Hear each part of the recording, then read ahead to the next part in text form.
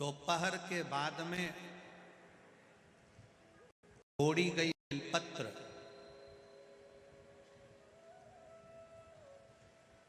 दोपहर के बाद अगर हम बेलपत्र को तोड़कर शंकर भगवान को समर्पित करते हैं तो शिव उसे स्वीकार नहीं करते। फूल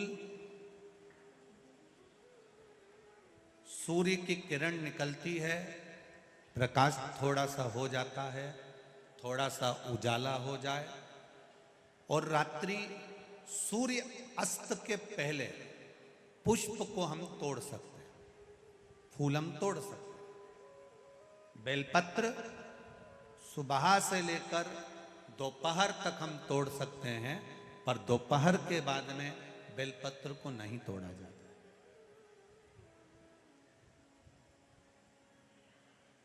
चतुर्थी, अष्टमी, नवमी, द्वादशी, चतुर्दशी, अमावस्या, पूर्णिमा, संक्रांति, ये ऐसे पर्व हैं जिस दिन बेलपत्र को नहीं तोड़ा जाता।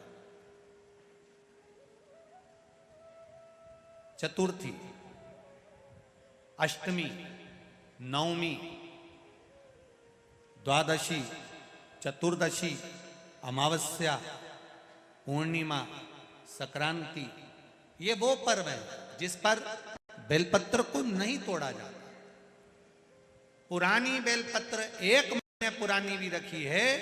पुरानी बेलपत्र मंदिर के बाहर भी अगर निर्माल्य में उतरी हुई बेलपत्र किसी डलिया में पड़ी है, बहुत सारी बेलपत्र अगर किसी ने ले जाकर निर्माल्य को कहीं ले जाकर पटक भी दिया है मंदिर के कोने में, वहां से बेलपत्र उठा लो, उसको धो लो, साफ कर लो, वापिस ले जाकर महादेव को चढ़ा दो, वो स्वीकार कर लो।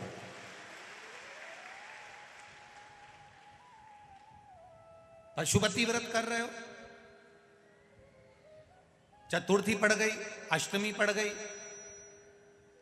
द्वादशी पड़ गई, बच्चों से मत कहो कि बेलपत्र तोड़ कर लाओ। बच्चों से कहो जाओ शंकर जी के मंदिर में कहीं डलिया में कहीं एक आध 2 बेलपत्र भी, 1 बेलपत्र भी अगर कहीं साइड में पड़ी हो, उसको उठा लाओ, धो, बाबा के थाली में रख लो और पशुपति व्रत पर भी चढ़ा दो। दोपहर के बाद में पूजन करने जा रहे हो, बेलपत्र दोपहर के बाद ना तोड़वाइए। फूल सुबह प्रकाश होने से लेकर रात्रि को, शाम को जब सूर्य अस्त हो उसके पहले फूल आप तोड़ लो, मना नहीं है, दिन भर का समय आपके पास है, पर रात्रि में फूल नहीं तोड़ा जाता। शंकर भगवान पर समर्पित कोई प्रसाद शिव जी को चढ़ाया गया, कोई प्रसाद रात भर नहीं रखना चाहिए। आप लोग तो संकट सोमवार अगर किसी ने करे हों, किसी ने करे संकट सोमवार या 16 सोमवार, हाथ उठाओ, किस किस ने करे हैं, पहले करें आप लोगों ने, रखो। जो लोग 16 सोमवार करे हुए होते हैं, संकट सोमवार करे हुए होते हैं, उनको मालूम होता है, उनके स्मरण में रहता है कि संकट सोमवार का जो प्रसाद होता है उसको रात भर नहीं रखते। उसका कारण स्कंद पुराण में भी कहा गया, उसका कारण शिव महापुराण में भी वर्णन किया गया। शंकर भगवान का प्रसाद,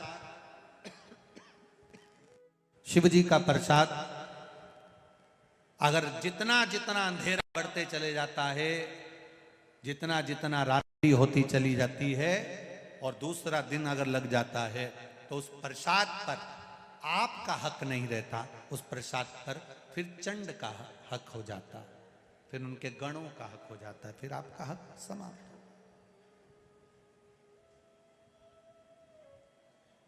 तीसरी बात का स्मरण करिएगा, एक तो बेलपत्र दोपहर के बाद ना तोड़िए, दूसरा पुष्प रात में ना तोड़िए, तीसरा चतुर्थी, अष्टमी, नवमी, द्वादशी, अमावस्या, पूर्णिमा, चतुर्दशी, संक्रांति, इस पर बेलपत्र ना तोड़िए। मंदिर की चढ़ी हुई, कहीं रखी हुई, कहीं अगर निर्माल्य में भी कहीं ले जाकर पड़ी है, वो भी समर्पित कर सकते हो। बेलपत्र तो यहाँ तक वर्णन करती है कि अष्टमी नवमी दोनों पड़ रही है और आपको बेलपत्र की जरूरत पड़ रही, तो एक बेलपत्र को